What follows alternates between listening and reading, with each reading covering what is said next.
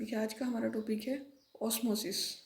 Osmosis पढ़ने से पहले हमें डिफ्यूज़न जानना जरूरी है। डिफ्यूज़न क्या होता है? डिफ्यूज़न में जो मॉलिक्यूल्स होते हैं वो हायर कंसंट्रेशन से लोअर कंसंट्रेशन को चलते रहते हैं बिना किसी मेम्ब्रेन के, सेमी परमेबल मेम्ब्रेन के।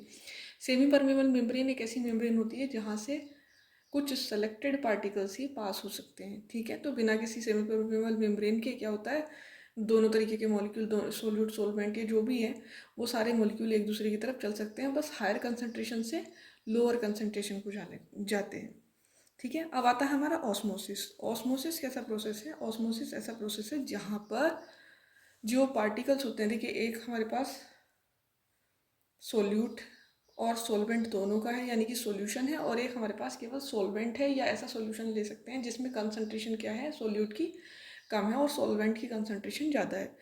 तो ऑस्मोसिस ऐसा प्रोसेस होता है जहाँ पर सोलवेंट के जो मॉलिक्यूल्स होते हैं वो सोल्यूट की तरफ, मतलब हायर कंसंट्रेशन ऑफ सोलवेंट से लोअर कंसंट्रेशन ऑफ सोलवेंट की तरफ मॉलिक्यूल्स चलते हैं through the semi permeable membrane. क्या होता है यहाँ पर? Movement of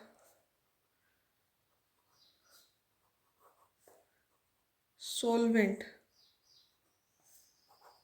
particles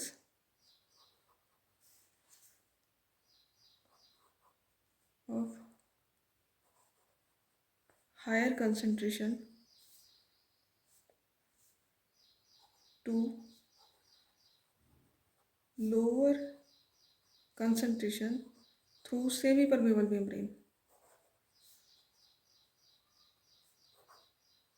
permeable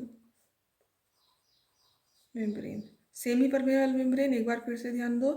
semi permeable membrane ऐसी मेम्ब्रेन होती है जहाँ से केवल सोलवेंट पार्टिकल्स ही मूव कर सकते हैं, सोल्यूट पार्टिकल मूव नहीं कर सकते हैं। तो सोलवेंट की हायर कंसंट्रेशन से लोअर कंसंट्रेशन की तरफ जब पार्टिकल्स का मूवमेंट होता है सेमी परमेबल मेम्ब्रेन से, तो ऐसे प्रोसेस को हम बोलते हैं ऑस्मोसिस।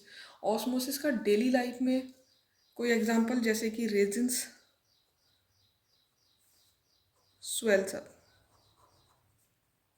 इन वाटर, पानी में जब हम रेजिन्स को रखते हैं, जो किशमिश होती हैं वो फूल जाती हैं। क्यों फूल जाती हैं? क्योंकि देखो पानी हमारे पास बाहर है, तो पानी की जो कंसंट्रेशन है वो ज़्यादा है, पानी ही है केवल, तो इसका मतलब सॉल्वेंट पार्टिकल्स ही वहाँ पर मौजूद हैं।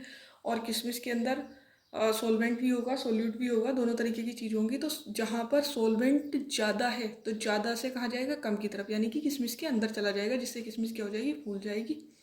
तो ये इस तरीके से हम ऑस्मोसिस को समझ सकते हैं।